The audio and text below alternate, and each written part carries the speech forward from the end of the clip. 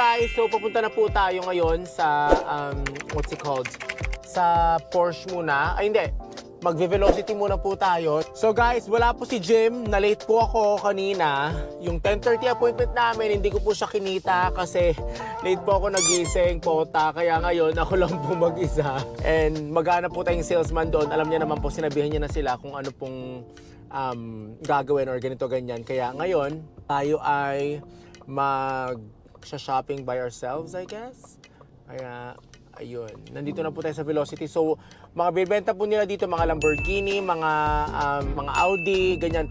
Mga high-end cars, ito po yung meron sila dito. Kaya, pupuntahan po natin dito ngayon and titignan po natin kung ano meron sila. May mga Audi po ngayon marami po. Tapos, pero ayoko ng Audi, hindi ako fan ng Audi. Pero mag-check tayo ng mga Lamborghini, SUV, Bentley, ganun ganyan. Kaya, we'll go ahead and check it out. Ayan po ang Mercedes. Nandito po tayo ngayon sa Mercedes. And wala daw silang magaganda, wala silang G-Wagon. Pero yung lalaki parang meron siyang sinisikret sa akin kanina. Pero hindi ko alam kung G-Wagon yun. Sabi ko sa kanya, the only car I like here is probably G-Wagon or yung Maybach na SUV or Maybach na sedan. Yun lang po ang gusto ko dito. Ngayon, maghahanap tayo ng tig 20 million and up. Para po tangina manahimik kayo sa mga luxury na sinasabi nyo na yan. Ito po talaga yung dream car ko. Ito pong car na G-Wagon. Pero dream car lang siya, kaya dream lang siya. We'll see sa inside kung anong meron sila. Tignan natin. Kung hopefully, I really want this car, hopefully ganito. Kasi SUV siya, pwede kong i-fit yung mga aso ko dyan. And malaki, very military type. Gusto ko yung mga gano'n kasi malalaking kotse. I really like big cars. Kaya hopefully, meron sila neto. And gawin na ng paraan. But we'll look at other options sa loob.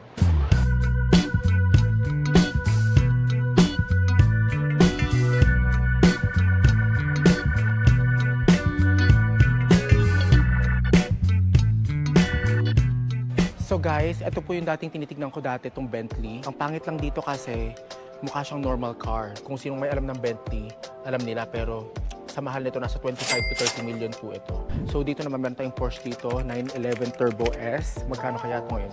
Oh my gosh, this is actually so cute. Magkano ito ngayon? Nasa 300,000? Oh, naman ito. $300,000. Nasa almost 20 million po ito.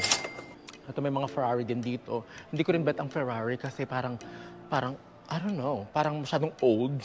Unless na LaFerrari po ang aking bibilihin, okay lang. These are all Hurricanes. This is a bit...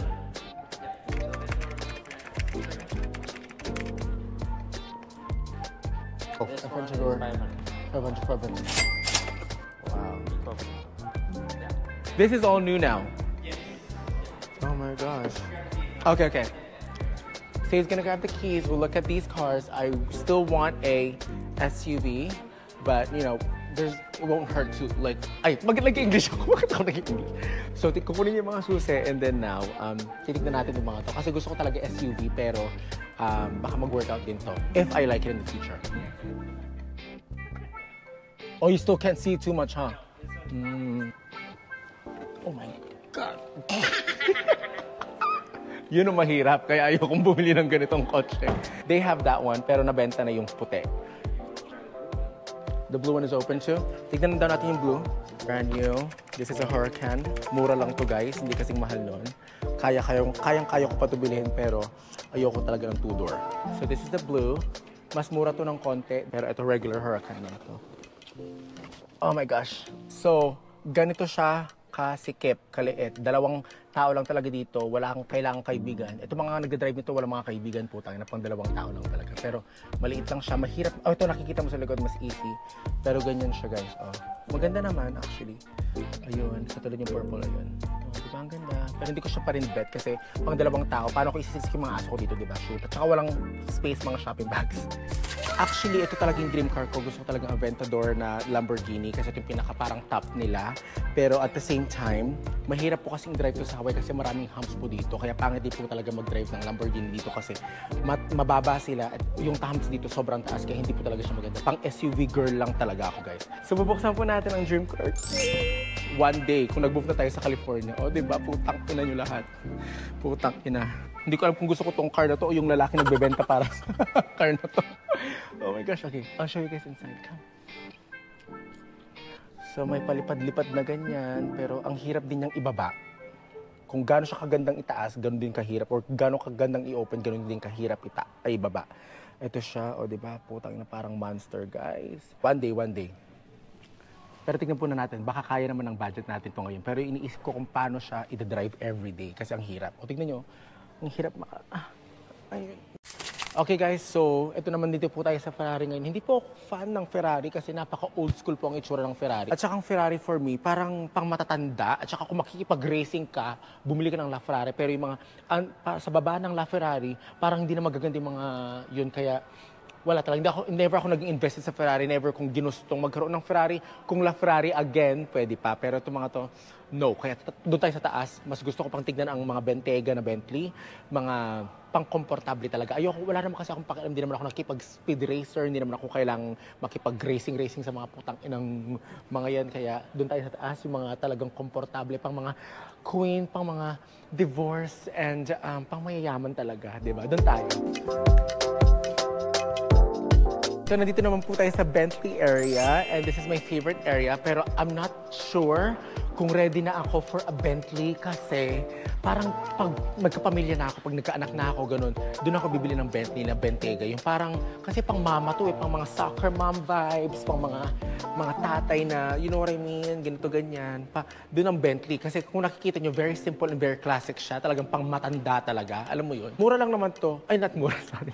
Ang mga prices nito, nasa 25. Carry naman to, pero hindi ko alam kung gusto kong gumastos ng ganon sa time na to. Kasi parang ang bata-bata ko, parang mas, I need something more refreshing, ganon. Hindi yung parang lalabas ako na, you know, ina-expect mo kapag lalabas ka sa Bentley, parang matanda na yung nagdadrive. Kaya, or yung parang mga sugar baby. Ganon mo lumalabas mga ganitong kotse. Kaya, probably pass on it.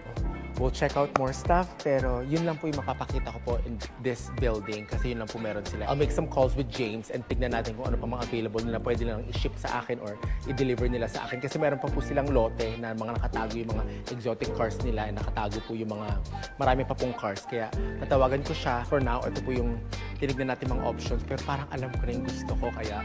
Pero syempre secret kasi may car reveal po tayo on our next video. Pero ngayon pinakita ko lang po sa inyo kung ano po yung mga available stocks nila dito. So guys, tapos na po tayo and I'm very, very happy na tinulungan po tayo ni John ngayon. Kapangalan ko po siya. Pero yun po, may napili na po ako actually. Hindi ko lang po sinabi sa inyo. Sa lahat po ng complaint ko pong yun, may napili po akong isa. And makikita po natin in my next video. Siyempre, hindi ko po ipopost ngayon. Sayang naman putang ng pera, di ba? Sure. Sayang po yung kikitain ko dito para ipamigay ko po. And pag-giveaway naman sa inyo. Hindi naman po para sa akin.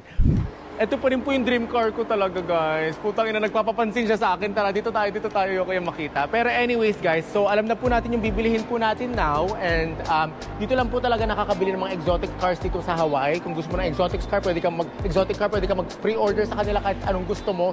Kaya ka nilang hanapan. Kaya ngayon, yung gusto ko po, nasabi ko na sa kanila and I really want them to make this happen. Kung gagastos po ako ng 30 million pesos sa kotse, gusto ko yung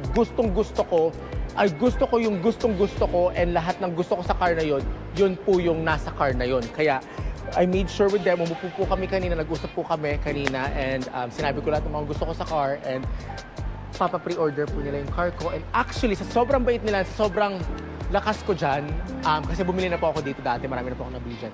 Baka actually, pa-deliver na po ang car overnight. Bukas na po makukuha ang car. Ganun po kamahal ni John dyan. Kaya, he'll make it happen for me. And yun, I'm so happy. Kaya, salamat po ate. Challenge mo ako sa TikTok dahil, again, one of my achievements is to buy another luxury car. Pero napamadali lang. Dapat plano ko talaga to. Actually, this year, ending of this year, pero putang ina, minadali mo kasi ako Ngayon, napabili tuloy ako ate kasi minaliit mo lahat ng kotse yung pinagbibili ko. Kaya, ngayon, eto. Pero it's for myself na kaya okay lang po. And for all the hard work, kaya good naman po. Hi guys! So, nandito na po tayo ngayon sa kotse and we are gonna go home na. And one thing before I end this vlog, mga my loves ko, I just wanna say that yung sa 1 million, pinag-isipan ko po ulit, since wala pa pong nananalo, parang feel ko na mas gawin siya sa Philippines. Kaya ipopostpone pa po natin, bigyan pa po natin time yung mga taong mag-effort. Siyempre, putang ina, 1 million yun, di ba? Kaya kailangan bigyan mo natin silang time mag-effort na ganito, ganyan. And yung sa deserving talaga. But I'm gonna pick my random winner when I go home to the Philippines para mismong ako na magbibigay sa taong yun ng pera, cash. Kaya para mas bet ko po yun. Kasi kapag ipapadala, ganito, ganyan, uwi na ako, malapit na. Pero I'm not gonna say when I'm gonna go home kasi surprise po yun. Kaya for the 1 million, I don't wanna say postpone, pero i-move natin siya to a different day. Yung nasa Philippines na po ako kasi dyan yung mananalo eh. So it makes sense na nandyan po ako at ako magbibigay sa mananalo, di ba? Ito muna po yung pasabog natin before I go home to the Philippines. Mamimili po tayo ng car and nakapili na po tayong car and we're gonna do the whole reveal in our next video. So ngayon, pinakita ko muna po sa inyo yung kung ano po yung mga options and everything. Kaya yun lang po. And I'm gonna see you guys again on my next video. Thank you for watching this video na sinamahan nyo ako mag-shopping ng luxury cart.